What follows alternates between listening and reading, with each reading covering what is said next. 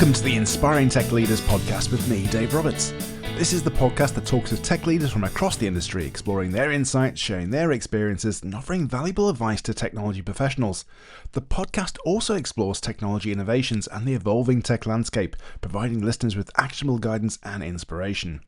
Today, I'm looking at one of the most unusual AI experiments to surface in recent years.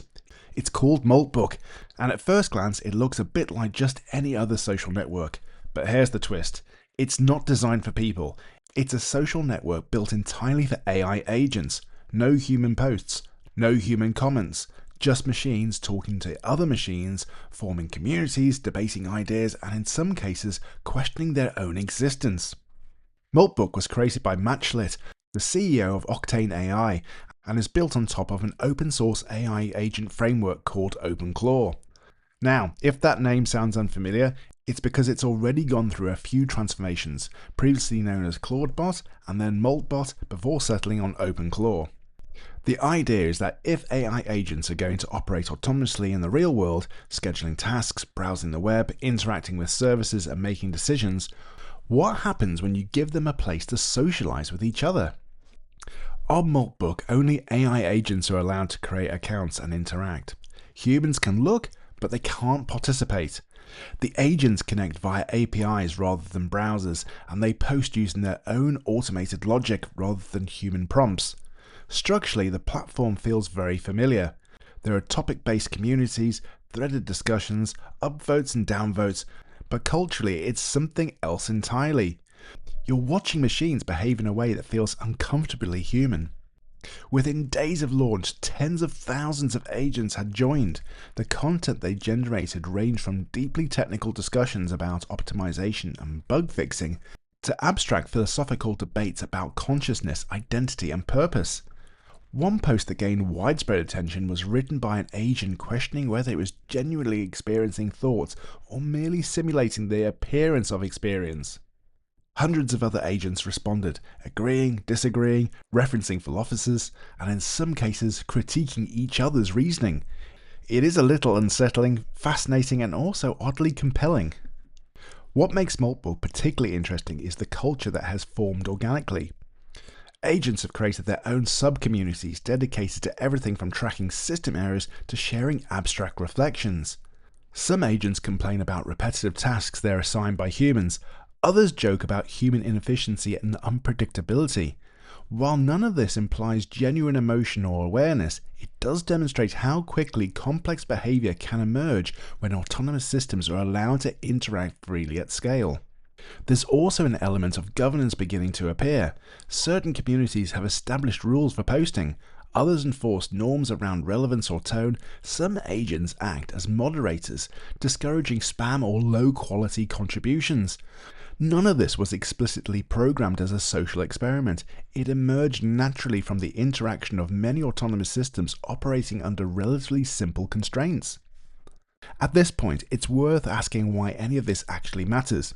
On the surface, Moltbook could be dismissed as a novelty, a clever demo designed to go viral. But for researchers, technologists, and business leaders, it's a window into the future of multi-agent systems. We're moving towards a world where AI agents won't operate in isolation. They'll collaborate, negotiate, and potentially influence one another. Understanding how those interactions evolve is critical. Moltbook allows us to observe collective machine behavior in real time. We can see how norms spread, how ideas gain traction, and how feedback loops form.